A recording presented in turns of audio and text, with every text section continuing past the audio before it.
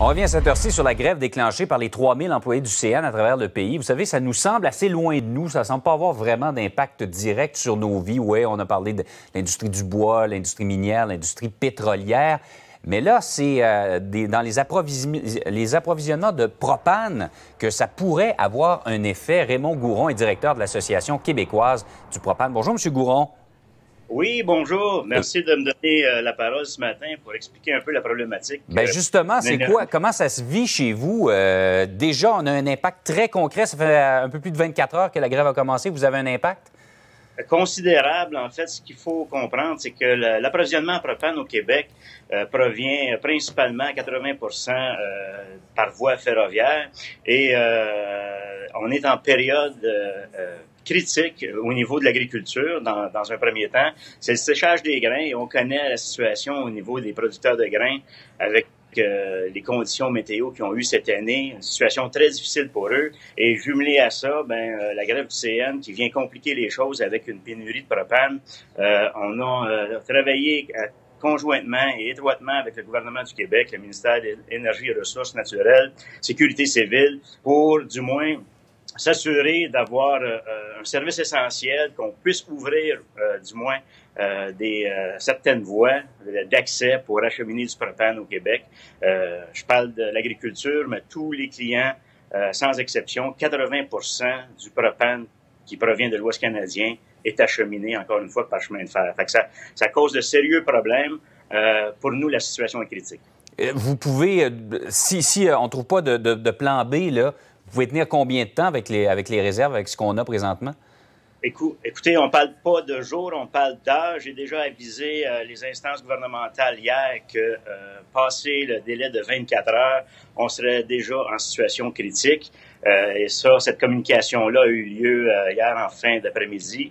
Donc, le temps coule, il faut trouver des solutions. Il faut absolument que des pressions se fassent aussi au niveau fédéral. J'ai mes collaborateurs dans les autres provinces. J'ai l'Association canadienne qui fait aussi des pressions avec le premier ministre Trudeau. On sait qu'il va faire l'annonce de son nouveau cabinet ce matin. Donc, si M. Garneau reprend le transport et semble tout porte à croire que Marie-Claude Bibeau va être à l'agriculture, c'est certain qu'ils vont être des dossiers chauds dès le départ. Fait que on mobilise les gens. Vous savez, le propane, c'est une des denrées, mais c'est pas la seule. Et si cette grève-là perdure, il va y avoir d'autres situations critiques dans d'autres produits essentiels pour la population au Québec. Mais pour ce qui est du propane, M. Gouron, pour ce qui est du propane, là, il y a les agriculteurs et on sait, là, pas besoin de faire de dessin, qu'ils ont vécu des moments très difficiles. Ils en ont absolument besoin. Est-ce qu'il y a d'autres secteurs qui pourraient être de l'économie qui pourraient être touchés par le manque d'approvisionnement en propane? Bien, on a eu juste avant que je passe en ondes, vous aviez votre reportage météo et vous l'aviez bien mentionné, on vit une situation exceptionnelle au niveau de la météo. C'est anormalement froid pour ces temps-ci de l'année.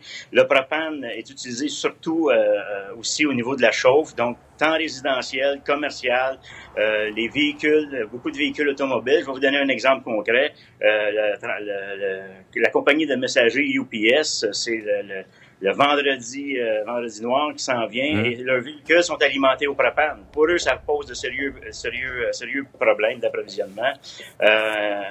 Tout ce qui touche la production porcine, la production avicole, ces bâtiments-là sont chauffés au propane.